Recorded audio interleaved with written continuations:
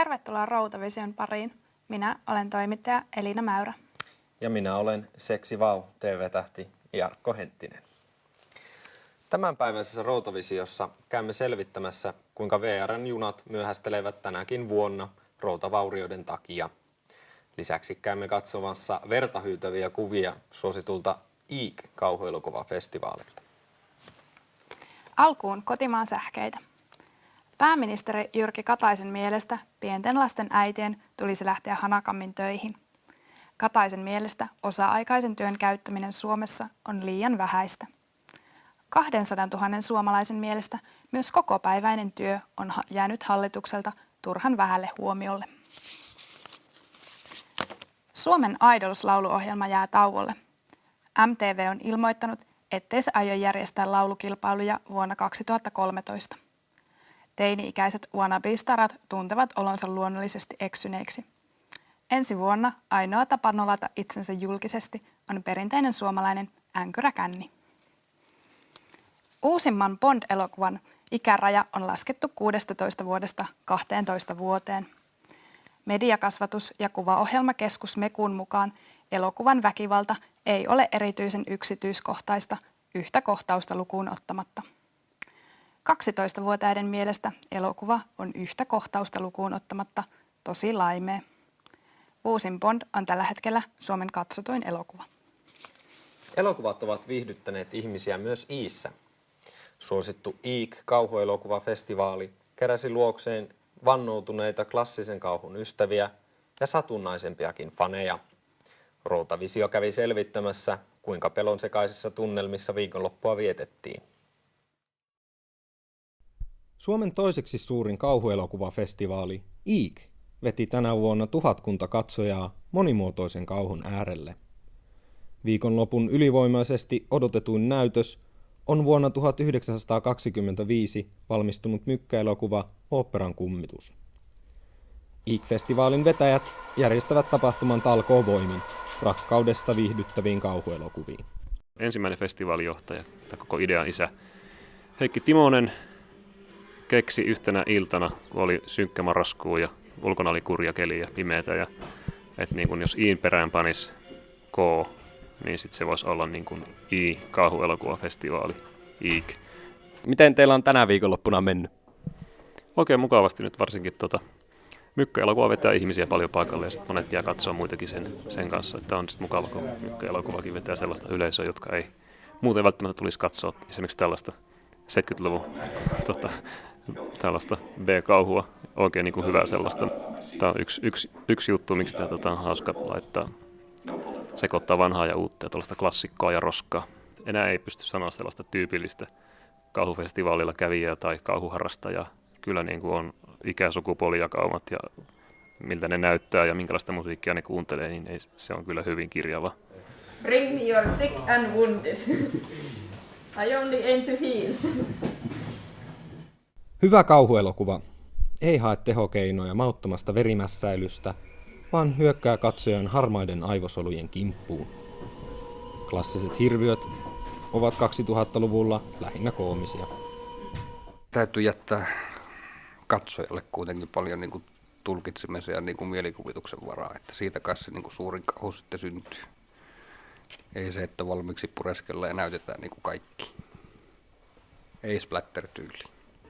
No musiikki vaikuttaa paljon. Et jos katsoo ilman ääniä leffaa, niin ei se harvoin se saa mitään reaktiota aikaa. No kyllähän sellainen, että kun yhtäkkiä joku jostain hyökkää, mutta se vaatii sen, että on itse yksin. Jotkut tekee sitä musiikilla ja jotkut tekee sitä vaan niin kuin pahannäköisillä hirviöillä, tehosteilla, roskuttamalla verta. Se voi olla vähän sit erilaista, että se ei ole ehkä sellaista pelkoa. Taiteilijoilla on käytössään niin kuin aikamoinen arsenaali asioita, millä ihmisen saa pelkäämään. Ihan kuvallisia ja äänellisiä ja tarinallisia. Ja myöskin näillä roskantekijöillä. Uusien tutkimusten mukaan toimiva kauhuelokuva nostattaa pulssia kuntoilun tavalla. Onko kauhuelokuvasta kuntosalin korvikkeeksi? No mä en ole koskaan käyttänyt sykemittaria kauhuelokuvaa katsoessa, mutta mä näin kyllä tämän uutisen, mä rupesin sitä miettimään, että mä en ole silleen koskaan mikään niin kuin kauhean lihava ollut, että liittyykö se jotenkin tuohon harrastukseen siitä, en tiedä. Kyllä, varmaan. Ainakin itse muistan, että joskus 8-9-vuotiaana ensimmäinen kauhuelokuva, minkä katto oli varmaan Alien 8. matkustaja. Ja se oli ihan niin kuin hiuksia nostettava.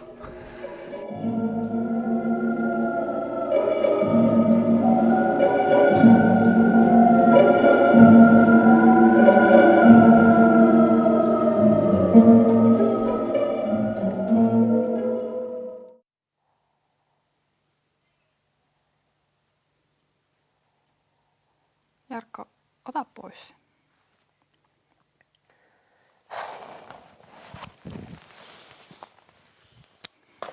Seuraavaksi ulkomaan uutiset. Japanilaisten ei enää tarvitse hävetä pieremistä. Paikallinen Seiren-yhtiö on nimittäin kehittänyt alusvaatteet, jotka imevät pieruhajujen kaasut itseensä. Pieruhousujen suosio on yllättänyt valmistajankin. Niitä käyttävät myös tavalliset ihmiset. Pieruhousut ovat suosittuja liikemiesten keskuudessa, jotka eivät halua löyhkätä pierulta kesken liikekokouksen. Nyt kun japanilaiset on vapautettu pieruhajun häpeästä, voi saarivaltio keskittyä muihin häpeän aiheisiin, kuten aikuisiin miehiin, jotka menevät naimisiin tyynyyn painetun animetytön kanssa. Uusi ankara piraattilaki ei ole lyönyt tulta Japanissa. Lokakuussa läpimennyt laki voi tuoda jopa 2 vuoden rankausvankeuden laittomasti musiikkia lataavalle ihmiselle. Laki ei ole saanut levyn myyntiä toivotusti nousuun, vaan musiikkien markkinat jatkavat sen sijaan laskemistaan. Japanilaiset eivät ilmeisesti halua käyttää rahoja musiikkiin, vaan säästävät rahansa mieluummin pieruhousuihin ja misakityynyihin. Ruotsin kuningas Carl Gustaf lupaa maksaa prinsessa Madeleinen häät ihan omasta kukkarostaan. Kuningas pyrkii vakuuttamaan skeptiset kansalaiset siitä, ettei tavallisen veronmaksajien rahoja käytetä ollenkaan. Ilmeisesti kuninkaalla on sivutöitä tarjoilijana tai siivoojana, nimittäin hän ei ole täsmentänyt, mistä hänen henkilökohtaiset varansa kumpuavat. VR on surullisen kuuluisa juniensa myöhästelyistä ja huonoista tekosyistään. Suomen 4 vuoden aikaa tuntuvat tulevan valtion rautateille joka vuosi yllätyksenä. Talven kynnyksellä junien myöhästelyistä syytetään usein routavaurioita. Otimme selvää, mikä VR:n tilanne on tänä vuonna.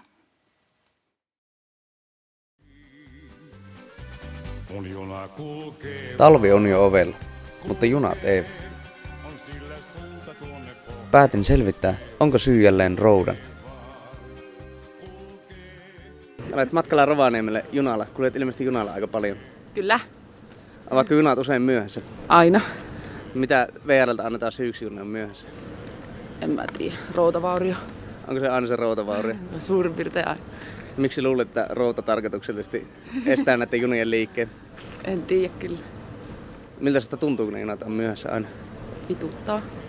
Oletko myöhästynyt useastikin tärkeistä hommista näiden junien myöhästymisten takia? Ei mulla ole mitään tärkeää ikinä. Syytätkö routaa vai VR? VR.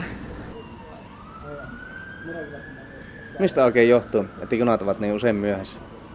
Sehän johtuu siitä, että routa hidastaa junien aikatauluja, ehkä jopa estää ne kokonaan. Kello on nyt 8 yli ja Helsingin junaa ei näy eikä kuulu. Liekö siinä sitten routavaurio tai lehdet kiskoilla? Juuri tässä sen pitäisi olla. Tuossa missä on ihmisen paskaa ja vessapapereita. Siinä pitäisi olla juna, mutta ei näy. Kyllä täällä ärsyntyneitä ihmisiä näkyy junalaiturilla numero 3, missä siis Helsingin junan pitäisi olla. Ja nyt kello on jo 9 yli, juna on siis minuutin myöhässä. Tämähän on ennen kuulumatonta. Voisin vaikka mennä raiteille seisomaan juuri nyt, sillä junahan ei todellakaan ole tulossa. Kello on jo 11 yli. On hyvänen aika. Ei. Jotenkin minusta tuntuu, että juna ei ehkä ole tänään tulossa laisinkaan.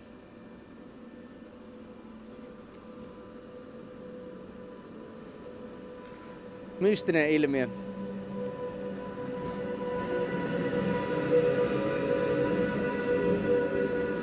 Kello on nyt 12 yli, junaa ei enää vieläkään. Ja nyt kun juna on viimeinkin saapunut, Ja käsittämättömiä aikoja myöhässä on paniikki aivan valtava täällä laiturilla, kun ihmiset juoksevat hädässä, sillä heillä on varmaan kiire omiin menoihinsa johtuen routavaurioista raiteilla, minkä takia tämä juna siis oli mitä todennäköisemmin myöhässä. Vieläkään ei ole selvinnyt, miksi routa vaurioittaa junia, miksi se estää niiden kulkemisen. Paniikki on käsin kosketeltava kuin Syyrian sisällissodassa. Kuljetteko paljon junalla? Suurin piirtein semmoinen kerran kuukaudessa. Niin. Oletko junat usein myöhässä? Ei ainakaan silloin, kun mä kuulen. Että... Mutta te olette ilmeisesti aika tämmöisessä onnekkaassa vähemmistössä, sillä VR:stä kuulee nykypäivänä aika paljon valituksia, että routavaurioiden takia ovat junat myöhässä. Miksi luulette, että juuri teillä on käynyt tällainen satumainen onni olla ajoissa olevissa junissa? Hyvä tuuri. Ja routa jatkaa hetken kuluttua tässä sitä ennen Jone Marjarantaa. Jos elät ikuisesti. Mistä johtuu, että routa haittaa tavallisten ihmisten kulkua ja junien liikkeitä? No siis tämähän ei ole ollut meillä tarkoituksena missään vaiheessa. Me ei olla sitä suunniteltu, että näin kävisi, mutta näin on nyt ilmeisesti käynyt. Me ei tiedetä, mistä se johtuu. Miten niin? Että kyllä teillä nyt varmaan joku ajatus siitä on, että miksi näin on päässyt käymään. No siis sehän ei ole meidän vika, että jos konduktöörit eivät pääse työvuoroilleen, koska ovat jääneet kuuntelemaan radioroutaa. Se on työnantajan vika. Siinä vaiheessa täytyy työnantajan olla vähän jämptimpi ja saada konarit töihin. VR syyttää teitä, te syytätte VR:ää. Missä on teidän mielestänne vika? Se on VR:ssä, ei se ole meidän vika. Tämä ei ole ollut missään vaiheessa tarkoituksellista. Tuliko se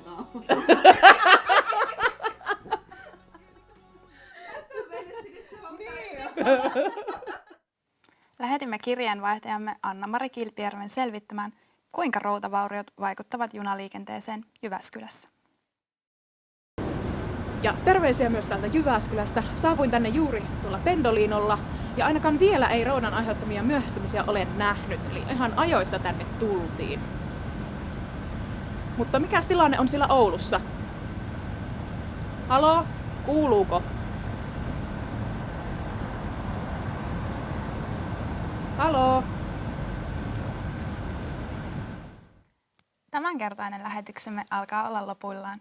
Striimissämme Radio Routa jatkaa kuitenkin vielä ilta 8 saakka. Elina, hei, mulla olisi pari lippaa tuonne Twilighttiin, niin pitäisikö meidän lähteä katsoa se uusi? Sinä ja minä. Jarkko, mä hyppäisin mieluummin vaikka junaan alle, kun lähtisin sun kanssa yhtään mihinkään. Eli onko se ehkä, vahva ehkä? Rautavisio kiittää ja kuittaa tältä erää. Minun nimeni on Elina Mäyrä. Ja kaikille Twilight-faneille tiedoksi, minä olen sinkku, netti-tv:stä tuttu Jarkko Henttinen.